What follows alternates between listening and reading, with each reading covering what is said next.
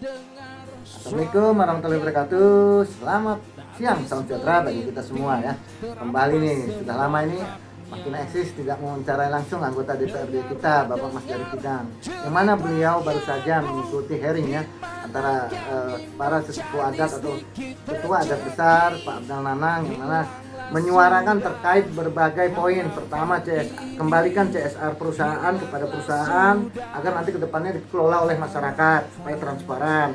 Kedua, penyerapan tenaga kerja lokal. Dan ketiga, wajib tertib administrasi bagi pekerja luar agar memiliki KTP di Kutim ini. Mungkin lebih jelasnya Pak anggota Dewan kita nih terkait pertemuan hari ini, apa yang ingin kita sampaikan dan kita soroti? Ya, silakan. Baik, Assalamualaikum warahmatullahi wabarakatuh. Salam. Maaf ya merokok nih. Kalau nggak bisa merokok nggak lancar ya. Nah, kalau saya amati rapat hari ini kekecewaan, baik pun dari masyarakat maupun dari kami anggota DPRD. Karena ada beberapa oknum yang diundang itu tidak hadir, termasuk mungkin dari pihak pejabat pemerintahan. Satu pun tidak ada hadir pada hari ini, sehingga kalau saya lihat rapat itu mentah bahasanya kan gitu, sehingga masyarakatnya bergebu-gebu. Makanya saya tadi ngomong cuma-cuma juga kalau mereka tuh kan menyampaikan bahwa tenaga kerjaan, dinas tenaga kerja juga pun nggak ada kan? Ya, betul. Nah, perusahaan yang terkait diundang pun cuma PAMA yang datang satu orang. Nah, jadi kalau saya berpikir rapat hari ini, kalau bahasa kami itu mentah, semua tidak dihadiri. Jadi kekecewaan Pak Abdal Nanang bahwa perusahaan tidak ada, KPC tidak ada, dia akan memberi waktu 1 bulan. KPC tidak diundang, tidak hadir, akan melakukan demo. Saya setuju aja itu. Tapi harapan saya yang saya sampaikan tadi di forum, jangan cuma KPC, perusahaan raksasa ada beberapa termasuk perkebunan sawit, karena itu adalah izin dari Pak Bupati yang merusak jalan kita. Nah, kalau Pak Awang Paruk dulu ada mengatakan dengan saya rapat di Bengalon, dan saya itu ada catatan dengan saya sebelum saya di Dewan, tidak ada aturan perusahaan sawit tambang yang lewat di jalan negara. Sawit itu kalau menurut dari Pak Awang Paruk harus membuat jalan. Itu yang disampaikan dengan masyarakat sebelum saya menjadi Dewan tahun 2016. Sekarang ini kalau saya lihat perusahaan seperti KPC itu dia iri hati. Kenapa dia aja yang diusiki, diganggui, yang lain enggak? Makanya saya bilang dengan waktu rapat tadi, udah jangan nunggu waktu sampai sebulan. Besok-besok itu atur sudah demo. Baik itu ke KPC, baik itu ke Kupisindo. Jangan pilih kasih. Demo semua. Kalau saran saya dari Dewan seperti itu. Karena kami ini kalau menurut saya pribadi Pak, istilah makan, orang yang makan, kami cuci piringnya. Mana kita tahu CSR seperti apa? Saya sangat setuju. CSR itu dikembalikan kepada masyarakat. Bukan harus bupati yang ngelola. Karena kalau bahasa nenek kami dulu bukan CSR. Bahasa kotanya itu pi kepada masyarakat. Kalau perlu uangnya dibagi 1.000-2.000. Nah, itu namanya pi. Bahasa Inggrisnya CSR. Tapi kayaknya yang menikmati ya orang tertentu, Pak. Maaf aja, orang tertentu. Jadi begitu tadi ada pengungkapan bahwa CSR itu minta dikembalikan kepada perusahaan, kami akan masyarakat akan menanyakan CSR itu nanti ke perusahaan, baginya seperti apa. Saya setuju, sangat setuju. Karena sementara ini semua aparat oknum pemerintah itu kayaknya udah melebihi daripada kenyang, Pak. Tahu saya. Sekarang yang kami yang dekat tambang yang menderita, kami yang rumah kami yang kena debu tambang, mereka yang hura-hura aja. Karena CSR itu tidak disoroti oleh KPK. Paham saya. Itulah tempat ladang oknum bermain. Jadi saya senang, sangat setuju dari anggota dewan, saya secara pribadi setuju itu tidak dikelola oleh pemerintah. Karena kami juga, saya aja pernah organisasi PP minta-minta nggak mati, dan nyata-nyata itu kegiatan pemuda Pancasila yang saya lakukan di Kecamatan Penggal itu kembali ke masyarakat. Karena apa? Kembali ke masyarakat. Bahkan saya yang numpuk lagi 20 juta, 50 juta kekurangan daripada bantuan apapun. Nah, kalau CSR itu kembali kepada KPC, kita kan bisa dua swasta lah dan minta. Saya aja minta sumbangan dari Pak Bupati, tidak ada dikasih. Itu sumbangan apa itu? Iya, untuk kegiatan Sumpah Pemuda. Nah, jadi saya kecewa juga. Nah, saya yang lumpukin 27 juta yang 28 Oktober tadi. Support maksudnya. Iya, karena itu kembali juga. Semuanya KPC memang ada membantu kita 100 juta dari CSR-nya. Itu kan kembali kepada masyarakat. Apanya kembali?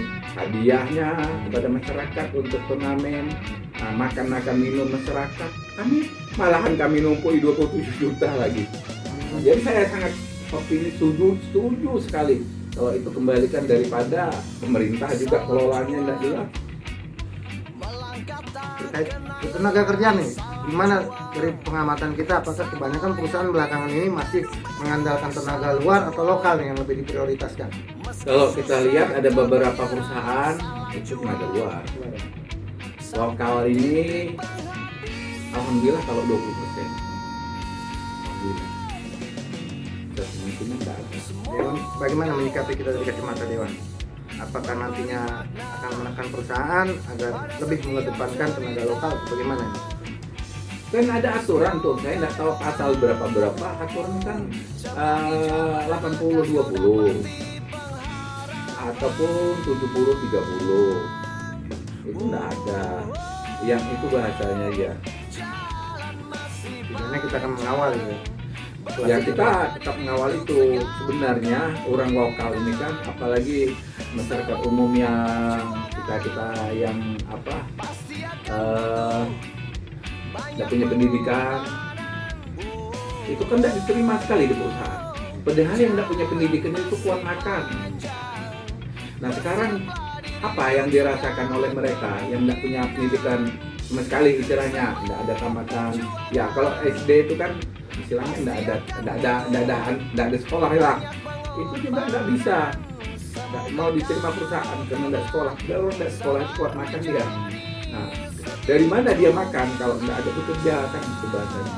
Namun sekarang ini perusahaan memerlukan yang skill nggak bahasa dari perusahaan.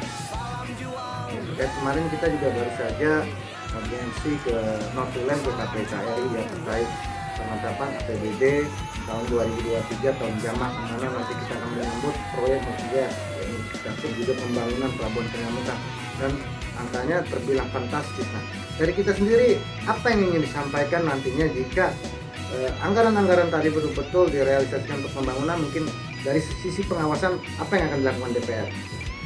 Kalau kami dari Komisi C, memang itu adalah satu buah program dari kami. Kami sudah melakukan pertemuan dengan Komisi 5, Pak Irwan. Alhamdulillah kami waktu di RI diterima baik, disambut baik. Nah kalau tidak salah saya lupa, dari Pak Irwan dari Komisi 5 itu menyiapkan 80 miliar untuk jembatan Penyamukan.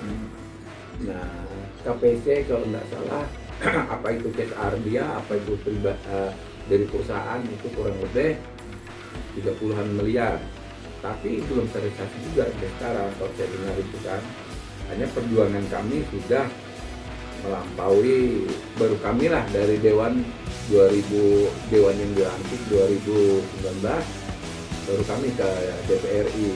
Itulah perjuangan kami di dewan supaya pembangunan di Kaltim itu jadi ada 3 item yang kami sampaikan kemarin di Komisi 5. Pertama kali jembatan, kedua kali jalan lintas negara termasuk Bengalon, arah ke Hulu. Yang ketiga lapangan bandara daerah yang mungkin dari Komisi 5 Pak Irawan menghadapi di Penjima. Ada, kami berharap itu bisa terlaksana. Sementara kami di Dewan ini masih untuk 1 tahun, itu ada sudahlah rancangan perjuangan kami. Ada 5 dewan kemarin ke Jakarta. Tarik ulur yang kemarin APBD yang kita ke KPKRI. Artinya kan di luar bantuan Dewan sudah menganggarkan 80 M lebih. Ditambah lagi oleh keinginan pemerintah dalam menetapkan angka APBD yang hampir 5,9 triliun. Ditambah lagi 1,1 lebih lah untuk pembangunan. Nah, dari kita sendiri seperti apa itu nantinya? Ini kan anggarannya kan sudah terkumpul banyak ini, dari Pak Irwan ada, ya kan, dari KPC ada, juga yang telah diketok palu oleh DPR kemarin juga sudah terfasilitasi. Nah, mungkin ada harapan yang ingin disampaikan agar betul-betul ini nantinya dapat berjalan maksimal ya. Baik, kalau kami dari Komisi C tetap mengawal itu dan mengawasi itu. Bagaimana kinerjanya pemerintah, bagaimana kinerjanya swasta seperti itu. Kami tetap kawal sampai dimanapun karena kami mau melihat itu adalah kenang-kenangan kami. Artinya saya secara pribadi kalau saya terpilih dari masyarakat berarti itu adalah kalau saya tidak terpilih itu adalah satu momen perjuangan saya dan teman-teman di Komisi C. Kalau memang tidak lagi terpilih, itulah hanya kenang-kenangan. Harapan kami itu semua terrealisasi dan terlaksana dengan baik, maupun dana dari APBD dari pemerintah maupun dari swasta seperti dan artinya inilah satu sinergitas ya, karena juga anggota DPRD kita turut memperjuangkan hingga ke lawatan ke KPK untuk mensafetykan ya agar tidak terjadi suatu kesalahan-kesalahan. Artinya bagus, artinya rekan-rekan Dewan ini setidaknya meminta konsultasi lah dengan KPK agar tidak terjadi kesalahan-kesalahan yang ada gitu. Jadi betul-betul maksimal jalannya pembangunan ini. Oke, ikuti terus perkembangan dan pelaporan dari Makin Assist. Selamat siang, salam sejahtera bagi kita semua. Assalamualaikum warahmatullahi wabarakatuh. Terima kasih. Oke, mantap. Selamat berjuang.